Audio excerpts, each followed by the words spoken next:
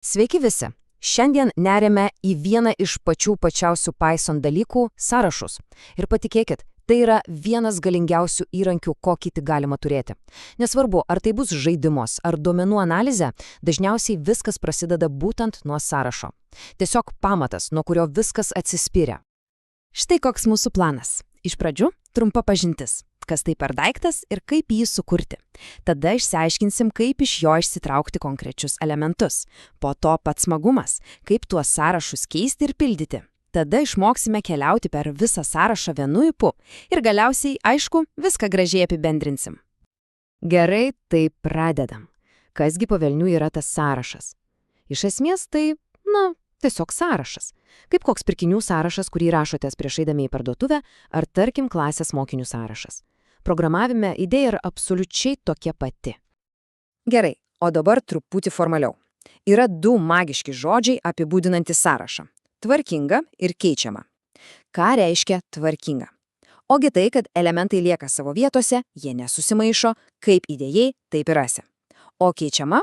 Tai reiškia, kad sąrašas yra gyvas. Galima bet kada pridėti naujus elementus, išmesti senus ar pakeisti esamus. Ir svarbiausia vizualiai, visada ieškokit laužtinių skliaustų. Tai yra sąrašo vizitinė kortelė. Užteks teorijos, žiūrim į kodą. Matot?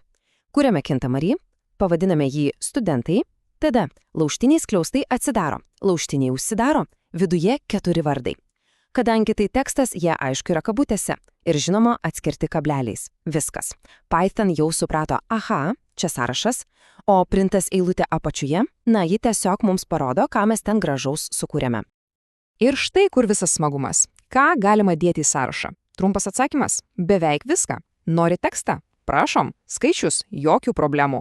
O gal norit viską sumaišyti į vieną vietą? Vardą, amžių, ūgį, sąrašui tai nemotais.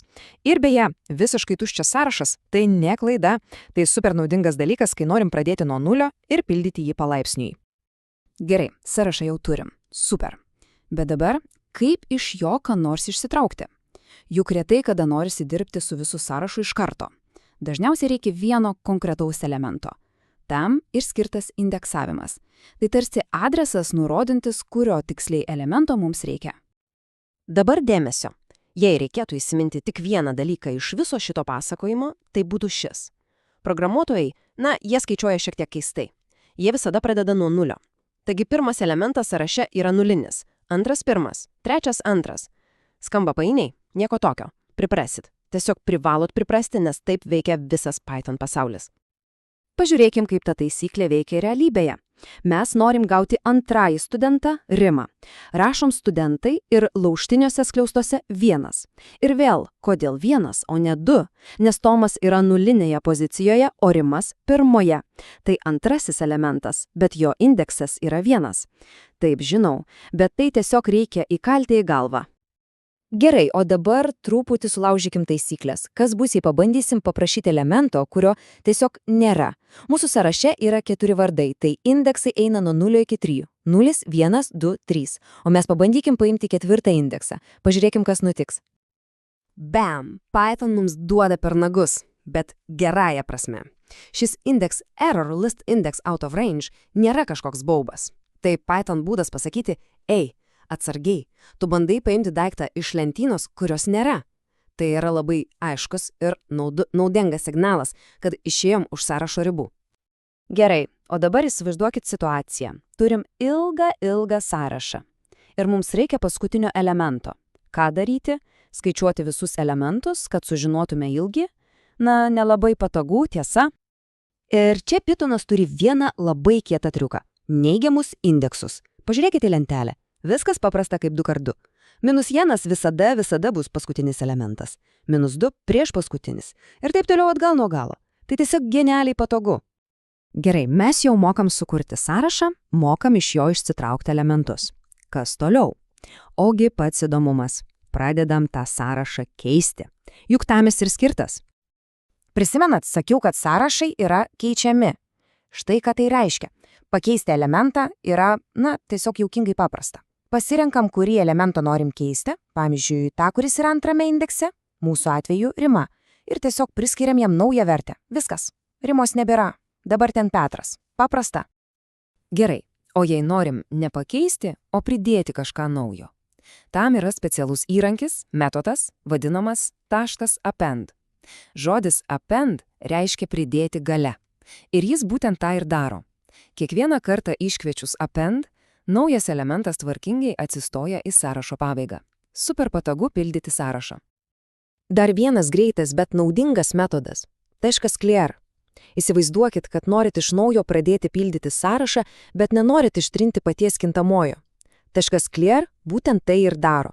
Išloja viską, kas yra viduje, ir palieka tiesiog tuščius laužinius skliaustus, paruošta naujiems įrašams. Gerai, judam toliau. Iki šiol mes kapstėjomės su pavieniais elementais. Bet tikroji magija prasideda tada, kai išmokstam dirbti su visu sąrašu iš karto. Pavyzdžiui, paprasta užduotis. Kaip atspausdinti kiekvieną vardą iš sąrašo, bet po vieną atskiroje eilutėje. Na, pirmas būdas, kuris šauna į galvą, tiesiog rašyti print komandą kiekvienam elementui atskirai. Print studentai 0, tada print studentai 1 ir taip toliau. Veikia? Taip, veikia. Bet ar tai protinga? Tikrai ne. O kas į sąraše 100 vardų? 1000? Tai tiesiog košmaras. Ir žinoma, kad jis yra, programavime galioja auksinė taisyklė. Jei kartoji tą patį veiksmą vėl ir vėl, vadimasi kažką darai ne taip. Ir štai tas protingesnis sprendimas, jo didenybė for ciklas. Pagalvokite apie tai kaip apie automatą. Jūs jam pasakot, paims studentai sąrašą ir kiekvieną jame esantį studentą po vieną atspausdink. Viskas. 2 eilutės kodo, kurios veiks nesvarbu ar sąraše 4 vardai ar 4 milijonai. Štai čia ir slypi tikroji programavimo galia. Na štai, apkeliavome visą sąrašų pasaulį. Dabar greitai perbėkim per pačius svarbiausius dalykus, kad viskas gerai susigulėtų galvoje. Taigi, pirma, sąrašai gyvena lauštiniuose skliaustuose. Tai jų ženklas. Antra, skaičiuojam nuo 0. Pirmas elementas yra nulinis. Trečia, sąrašai yra gyvi. Jos galima keisti, pildyti su .append ir taip toliau. Ir ketvirta, jei reikia kažką padaryti su kiekvienu elementu, for ciklas yra geriausias draugas. Ir pabaigai, mažas galvosūkis ateičiai. Gerai, turim studentų sąrašą. O dabar? Kaip prie kiekvieno studento pridėti jo pažymius? Arba gal visą pažymių sąrašą? Čia jau atsiveria duris į dar įdomesnius dalykus, pavyzdžiui, sąrašus sąrašuose. Bet tai jau kita istorija.